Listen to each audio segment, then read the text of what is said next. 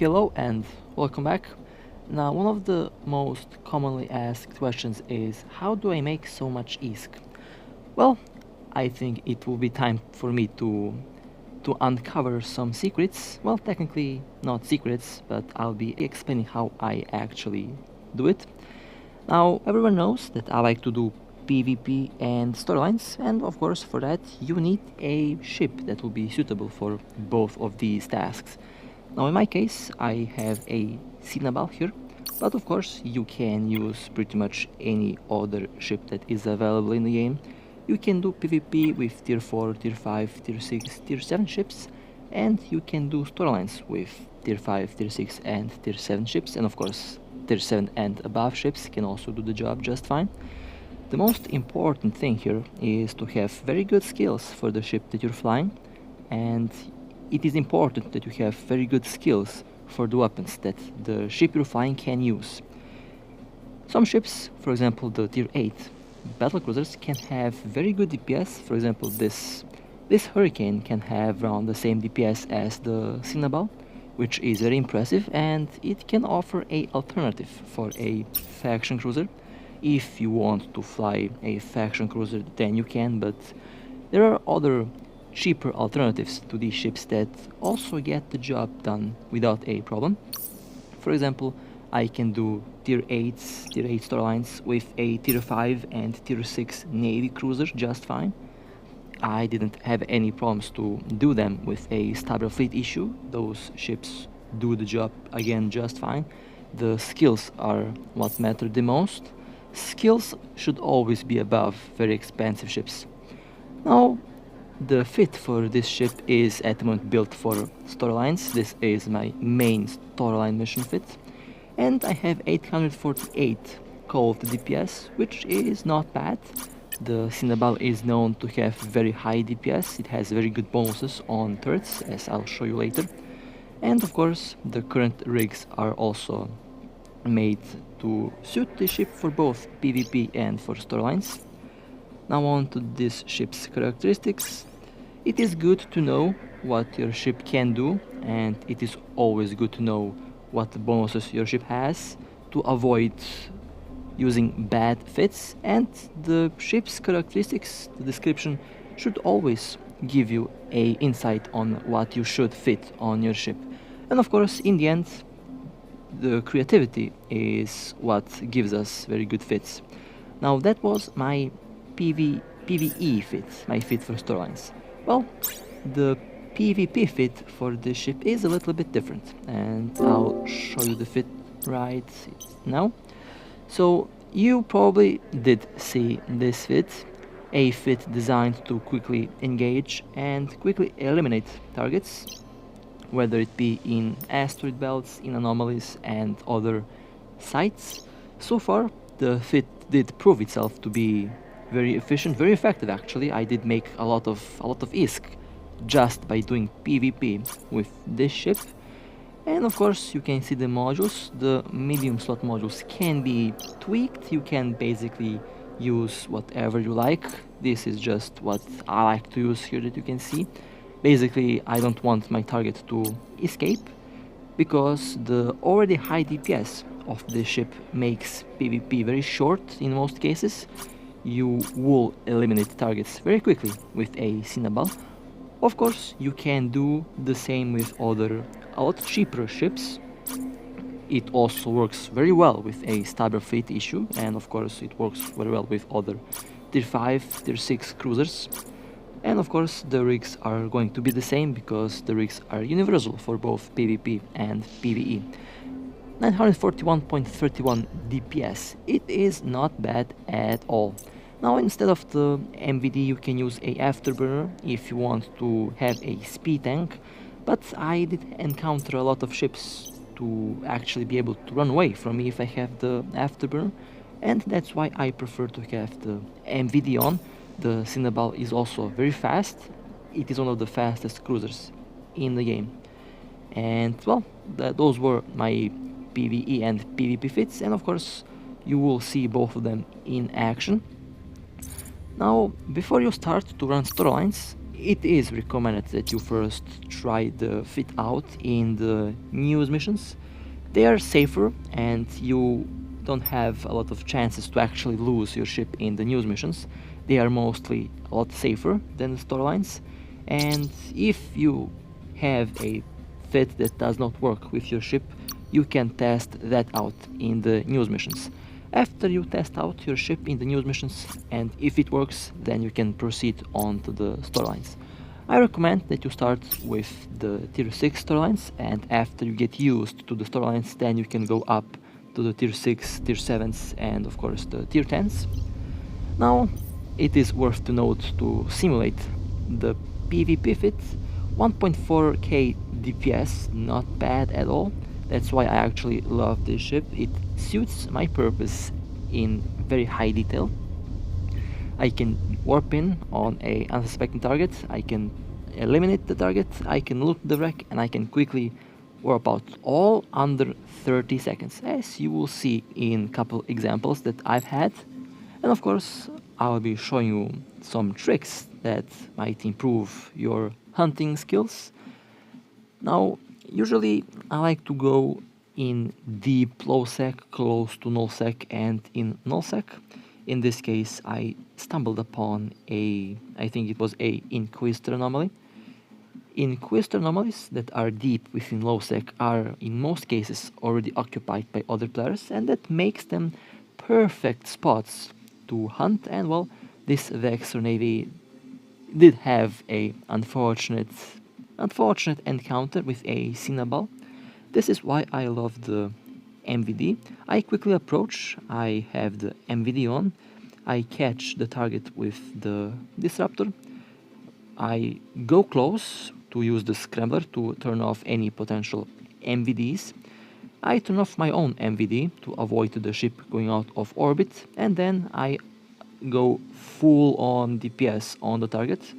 The goal here is to shoot down the target as quickly as possible, because in this case, the faster you shoot down the target, the safer it will be from potential reinforcements to arrive.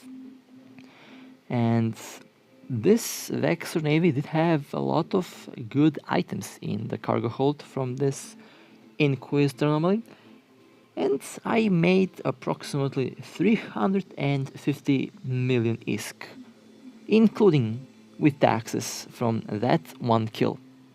That wasn't too bad, that was actually a nice catch. Now the second kill will be a prophecy. Usually I like to shoot battle cruisers. They offer, well, they are actually fun to shoot down, and in a lot of cases they have very good modules. Again, same procedure here. You quickly engage the target. The goal is to go very quickly within disruptor and scrambler range. You orbit close by with a Cynabal, and you rely on your very high DPS to shoot down the enemy ship.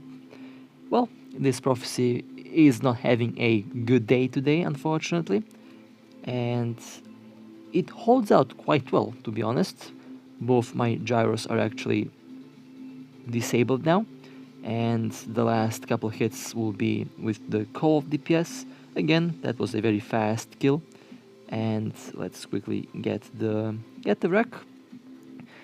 Speed in looting is also key, and I made approximately 150 million out of this one kill after I sold all of the items, and of course after I sold all of the blueprints. Next kill is again a prophecy, and well, sometimes you might not find very good items from a kill, but again you will get something from the modules that the target ship did have equipped, and of course any ISK is good ISK. So going deep within Lowsec, close to nullsec, is definitely one of the better areas to hunt in, because you can stumble upon some very nice targets there, as I did. And well, that was not bad loot. Again, can use these modules, they can be sold for a decent price, and well, ISK is ISK. On to the next target, a Omen Navy. Again, any ship that you can find can be a good kill. You never know what they have equipped. Sometimes they might have only Republic Fleet modules, sometimes they can have Type C modules. And I think in this case it was Type C modules. Yeah, that was nice. Type C modules and some Republic Fleet. That was nice. You can sell some of these C-type guns for a very high price. I remember selling some for like I think 15 million per piece. It was a very good catch. Now on to the next target. It will be a Vexor, again very deep in Lowsec, close to nullsec. Actually nullsec is around the corner here, and usually when I go there I get swarmed by the neighboring alliances and corps, so I try to be very sneaky in nullsec, and you should be sneaky in those systems as well, because if you encounter a very competitive corp or alliance, they will come after you. And I'm speaking from my personal experience. I was chased a lot, but so far I played it quite should I say not smart but efficient, because they didn't catch me. I know all the little tricks that work. Now for the PvE part, you can aim to hunt down Scout and Inquisitor anomalies. The level 4, 5, 6 and above can give you at least 100 million per site. It is not a small number. I remember actually pulling out maybe 500 million from one or two of these sites combined. That was I think one of my best runs actually, because I found a lot of the auxiliary thruster blueprints. I think there was like 5 auxiliary thruster blueprints, maybe 5, maybe even more, I don't know. But I did find 5 of those, and I went and well sold them for a decent price and made decent chunk of ISK on that day. You can also use these anomalies to hunt. This is what I call a death trap, because any ship that will warp in, I can instantly warp on the landing spot, and well, I can instantly engage anything that arrives. And you can also make a decent chunk of ISK by catching ships that are warping in on these anomalies. Again, a very good tactic, and overall a very good way to earn ISK. For the storyline mission part, there are a lot of tricks that you should know. Usually each storyline will have couple waves and couple of waves. This is the Galante Tier 8 business variant that I love to do. One of my favorite storylines because it is quite easy. I know all the tricks with it and I know all the waves. The first 3 waves will not have elite ships and are generally very easy to complete. Now the battle settings will help you a lot. You can turn on auto orbit. I use that to AFK this mission, and so far I didn't encounter any problem. I can AFK most of the tier 8s. I do AFK this one a lot because it just works quite well. I only really play when I have to fight the elite waves, because the elite ships can easily take out this Cynabal if I'm not careful enough. So I'll be showing you some tricks that you can do to ensure survival. Of course, I don't recommend to AFK the missions, because these are storylines and things can go south very quickly in storylines, as I've learned with my Phantasm. So I recommend that you play out these missions from start to finish. But of course, I'll be giving you tips if you want to AFK them. So the first wave is very easy, one of the easiest waves that you will find around. It's a 2-part storyline. This is the first part, the first site, and the first 3 waves will not have any elite ships in them. Now the last wave, the third wave, will have 13 ships, and in the third wave I avoid to shoot the fast interceptors, in this case 1 interceptor and 1 destroyer.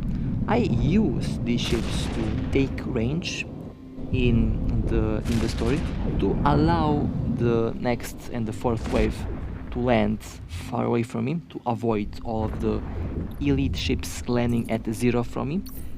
And in this case, I recommend that you turn off the auto orbit, because sometimes it can glitch out and it can toss you right between 17 ships, and at least 5 of these are elite ships that have webs, scramblers, and all of these nasty modules that can ruin your day.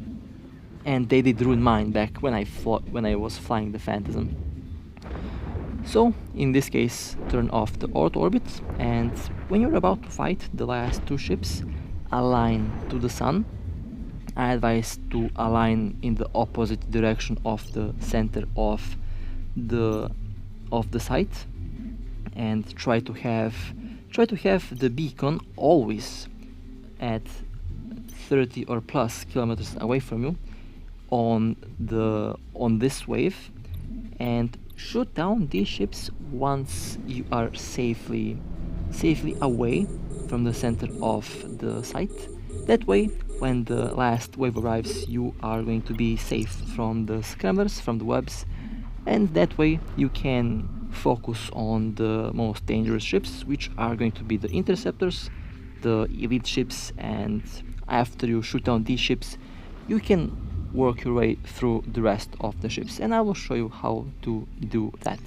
So the destroyer is destroyed, and now this interceptor will have to be destroyed. I am 50 kilometers away from the center of the map, quite safe from the elite ships now. And well, now they are going to spawn in. They are at 60 kilometers from me, not bad. Now I can wait out to see which one is the fastest, and in this case it will be one of these interceptors. I go approach. I set approach at 15 and I've set orbit at 7 kilometers, mostly optimal range for the Cynabal. Your ship will most likely have a different optimal range, so you have to set the optimal range according to your ship and according to your weapons. I shoot down the first elite ship, and now I will proceed to the second closest ship. That ship will also be destroyed, and after that ship I will shoot down the next closest ship, and after that I'll work my way to the elites, and after I shoot down the elites, then I should be safe. I can then I can turn on the auto orbit button again, and I can AFK, and I can continue to AFK this mission, which is so far one of the safest tactics, safest approaches that I had, that I use for these storylines. I learned my lesson with Phantasm. I am not going to repeat the same mistakes. Now the next target will be the elite destroyer. After the destroyer I'll focus on either the battle cruiser or the cruiser. It depends on which ship is the closest to me. I usually like to shoot the closest one of these two. The last 2 elites are going to be either a cruiser or a battle cruiser. I don't shoot the Guardian because the Guardian isn't as dangerous as the other elites. And of course you can, after you shoot down the elites, then you can proceed to shoot down the rest of the ships, which should be easy. And after that you will clear the wave and clear the first part of this storyline very quickly. And of course you can apply this to all storylines that are currently available in the game. They are generally working on the same principle, and they generally follow the same layout. So it works for all of the storylines, for tier 6 storylines, for tier 8 storylines, and of course for tier 10 storylines. On to the second part. Now the second part will have 9 ships right on start. It will have 3 non-elite waves, and it will have 2 elite waves. That means wave 1, 2, 3 don't have elites, wave 4 and 5 have elites. And I will clear these waves in a similar way. Again, the auto orbit is enabled because I can practically AFK up until the 3rd wave, where I have to be a little bit careful. And basically I follow the same principle. In this case I choose whatever target is available, and I'll shoot down whatever ship the ship wants to shoot down actually. because in this case the ship is choosing its targets automatically. So far it works quite well, never had a issue with it. Again, the speed tank and the shield tank work quite well. The damage control is mostly working as a panic button in case things go wrong, and I should have 1.5 minutes of active shield boost time, which is more than enough to shoot down all ships that are causing me trouble. So far with the Cynabal I haven't encountered any critical situation. I had couple close encounters upon spawning the 5th wave of this storyline, but besides that I didn't have any problems. Basically for this storyline the deadliest wave is actually the 4th wave of the first part. That's where you have to fight the most elite ships, and that's where they use the most webs and the most scramblers. The rest of the waves are generally not that difficult, but you still have to be careful. Some of the elites, especially the battlecruisers, can be very dangerous. They can do a lot of damage. And of course they also have webs and scramblers, and one mistake can cost you a ship. That's why flying the cheaper options is always a smarter idea, because these ships generally do the same as faction cruisers and they cost 10 times less to gear out and buy.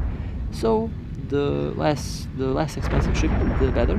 They are doing again exactly the same thing, and you can make them work in the exact same way, which is good, and that's where the creativity in this game comes in. Now the 3rd wave should spawn. It will have 13 ships, and here I first target the cruisers and battlecruisers. It gives me mostly time to find the 2 fast interceptors and the 2 fast ships that are generally going to approach me quickly. In this case it will be 1 interceptor and 1 destroyer. Those two ships don't represent a threat. They cannot penetrate my tank. They can't slow me down enough to be a threat, and well, I will leave those 2 ships to wait till the end, because I will use them again to take range and to shoot them down at a distance, and then I can safely spawn in the 4th wave of ships. And the 4th wave of ships is going to be a little bit interesting, because the approach that I use there is a little bit different, but generally you can use the same approach that I used up until this moment. It works, it is safe, and it should not be a problem. I do not recommend that you use a MVD for these storylines, because you don't know when they can use a scrambler, and if they catch you, well, then you can pay with your ship in the worst case scenario. A afterburner is always a fantastic option for storyline missions. Well, now I'm taking range. I will focus on these 2 remaining ships. I should be safe from the center, and that means the next wave will spawn in at a safe distance. The destroyer is going down, and now the interceptor will be focused, and well, the interceptor should be destroyed in couple hits. Usually it can be sometimes 1 or 2 hits. Okay, and the next wave has spawned in at a safe 70 plus kilometers. Well, now I'll focus on the fast ships. This time I am actually focusing on the fast ships first, because this wave has 2 elites, 1 elite cruiser and 1 elite battlecruiser that are dangerous. You have 1 elite guardian, but that guardian is not shooting you, so that guardian is not a main threat at the moment. First, the interceptor is getting destroyed because, well, it is the fastest. Second target will be this destroyer. That is also the second fastest ship in this wave. And after that ship is destroyed, then I will focus on the 3rd fastest ship, in this case again another destroyer. And after this is destroyed, I can focus on the elite cruiser and elite battle cruiser. Okay, that battle cruiser is, let's see, am I going to focus on the cruiser or battle cruiser? It depends. And of course I can turn on the auto orbit again, because I can practically AFK these two ships. If your ship can't handle being shot by these ships while being webbed, don't go auto orbit below 15 kilometers. These ships usually have webs that can catch you at 13 kilometers, so you are safe at 14, but just to be safe, I recommend that you orbit at 15 kilometers. They have scrubbers, they have also short range up to 13 kilometers. So if you orbit at 15 kilometers or even 16 kilometers, then you are going to be safe from the webs and from the scrubbers. And well, you can also warp out if you need to in that case. In my case here, I am going to orbit at close range. I orbit at 7 kilometers. I can withstand the fire, I can withstand the web without a problem, because of the small signature radius that this huge cruiser has. Kind of ironic. One of the largest cruisers has one of the smallest signature radiuses. In this case, the ship velocity is playing a key role, and well, this is after you shoot down the elites and you can proceed to shoot down the rest of the ships. Make sure to leave one ship that is far away from the center of the site as your last target, because this ship will be your safe spot in a way, because you are going to use the distance from the ship to the center of the site to keep you safe from the spawning in of the fourth wave. Approach at 1 or 2 kilometers and then align at the sun, or align at the opposite direction of the center of the site, and then you shoot down this cruiser. Also, don't forget to turn on the afterburner if you have to. And after the ship is shot down, the next wave should spawn in.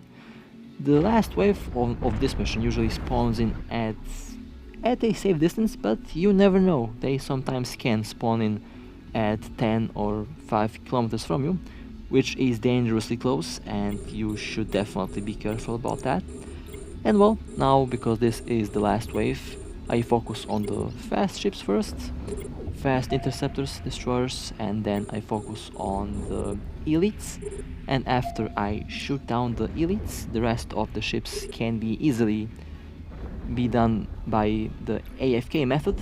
And so far, that's how I've been rolling these storylines every day.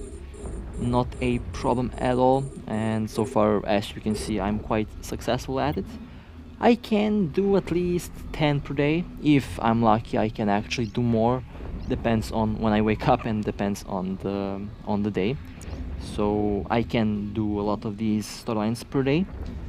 With the box that you get in the end, you can open them, but I've lately started to sell them because it is safe ISK that way. No gamble to open them, and well, you can get bad item. You can get a bad item, and also you can get a good item. It is safe to actually just sell them, and you are guaranteed to get at least 10 million ISK, which is not a bad number, and you can collect them, and when you have enough of them you can sell all of them. That way you can make plenty of ISK as well, and that also adds to the total income that I am receiving via storylines. Overall, I am averaging somewhere between 150 million up to a billion ISK per day. 1 billion ISK per day if I am very active, if I am quite lucky with the loot. And so far, that's how I've been doing this since the game was actually released. Quite a interesting way. Again, that's the way I play the game as a combat pilot. PvP is definitely more fun, and PvP can definitely be a lot more profitable, but it is also a lot more risky. Don't get me wrong, storylines are also risky, but PvP is a little bit more because you can lose a very expensive ship that way. And well, after you clear the last wave, you are free to pick up your reward, you are free to go to the location of the crate, and well, you can sell or open the crate, whichever option you like the most. Well then, with that being said, I hope you enjoyed, I hope that this was helpful, and with that being said, stay safe, fly safe, and I'll see you next time.